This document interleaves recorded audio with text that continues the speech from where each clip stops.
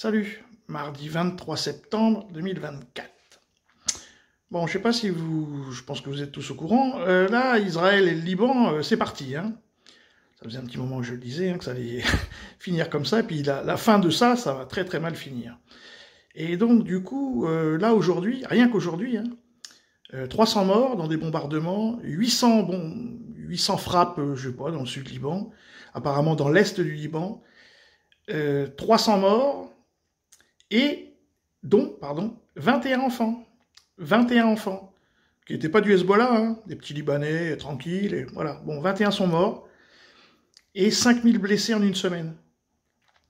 Voilà. Donc forcément, il y a un moment donné, si tout se passe mal, l'Iran va être obligé de bouger, parce que là, c'est quand même le frère d'armes. Après, si l'Iran bouge pas, au niveau de la crédibilité, c'est chaud patate. Mais si l'Iran bouge, c'est les États-Unis qui rentrent en conflit.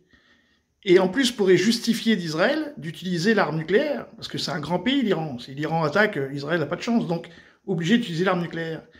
Ça arrange bien les Américains, mais si l'Iran est attaqué, l'ami qui a aidé la Russie, c'était l'Iran qui a aidé la Russie pendant sa guerre contre l'Ukraine, donc la Russie va être obligée de bouger. Et vous voyez, ça s'enchaîne. Donc il y a de grandes chances que on soit en train d'assister au début de la dernière guerre mondiale.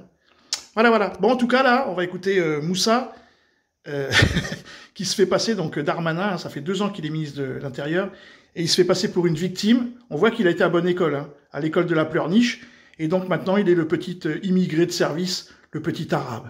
Ah bah ça alors.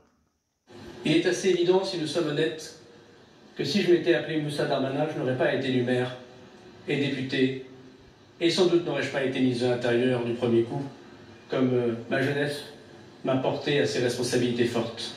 Ça n'aurait retiré rien de mon éducation, rien de mon mérite, rien de mon amour de la France, mais il faut regarder les choses en face.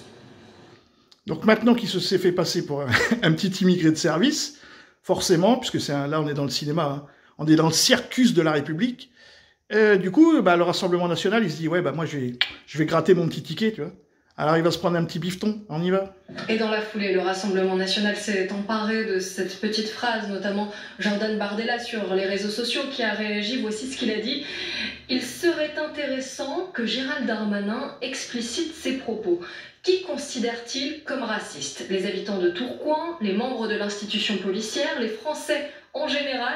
Cette déclaration est une injure à la France qui lui a tout donné et qui donne leur chance à ceux qui la respectent. Constant. Non, voilà. Bon, c'est l'effondrement de la République. La 5e, elle est morte. Il n'y aura pas de 6e, il n'y aura plus rien, parce que là, on est... là, tout le monde a envie de se taper dessus. Tout le monde a envie de faire la guerre. Je pense que les vaccinés sont en train d'entraîner le monde des non-vaccinés. Bon, pour ceux qui savent. Sur ce, les amis, à plus.